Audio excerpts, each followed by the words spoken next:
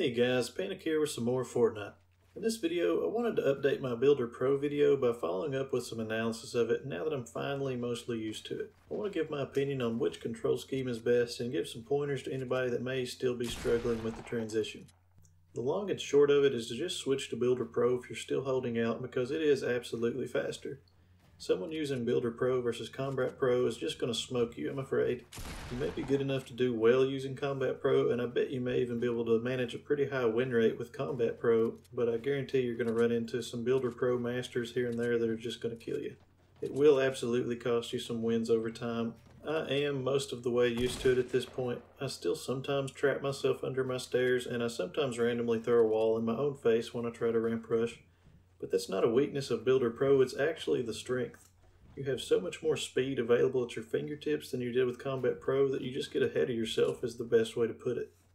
In Combat Pro, I feel like my mind was kind of waiting on my fingers, but with Builder Pro, it's like my mind is trying to catch up with my fingers, if that makes any sense at all. So definitely switch to it ASAP. Time's a wasting. It's never too late to learn new things. There were some bugs here and there with it that have now been fixed with the latest update version 3.6.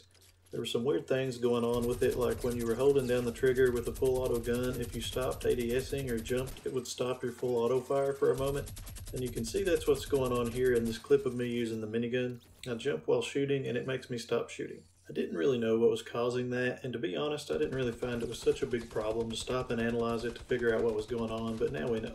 There was also an issue where your sprint could get stopped while trying to ramp rush that should now be fixed as well, so maybe it'll be easier to get that double ramp wall going. I personally haven't been messing with it too much since Builder Pro came out, but it's interesting to talk about at least. Some general broad advice if you're just now switching to it from Combat Pro or even Standard, or if you're just struggling to adapt, is to make sure you have turbo building turned on because I feel like it's necessary to use alongside Builder Pro. If you're building a 1x1, it doesn't make any sense to tap your trigger 4 times when you can just hold it down and then all you have to do is turn as fast as your sensitivity allows and bam, you have a 1x1. I don't rely on it for building ramps in my 1x1s. Whether that's right or wrong, I don't know. But it works for me to just double tap the ramp button and then spin to win with the turbo building on my walls. For the double wall 1 ramp build, which I will be calling the L build for now until someone comes up with something better, I tend to use turbo building for the walls but not for the ramp. So I double tap for my first wall, hold for the second, double tap for my ramp, then repeat. For single ramp wall rushing, I double tap the ramp and wall triggers each time, i.e. I don't use turbo building.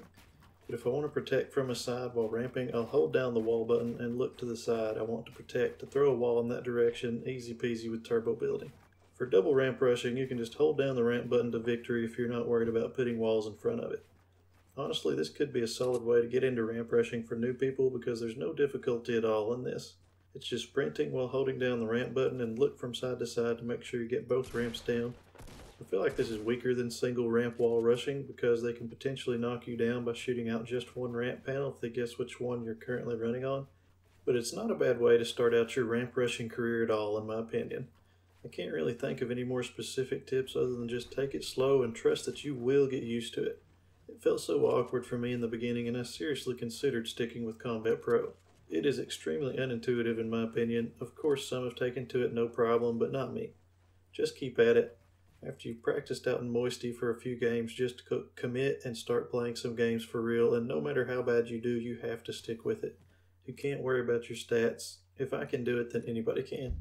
That's all for this quick video. I kind of just felt like my first Builder Pro video was outdated, and I wasn't even really used to it because I was so slow learning it, so I felt like an update video was necessary, and it wasn't a whole lot of trouble to put together anyhow.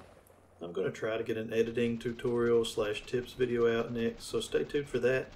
Until then, I'll see you in the next one.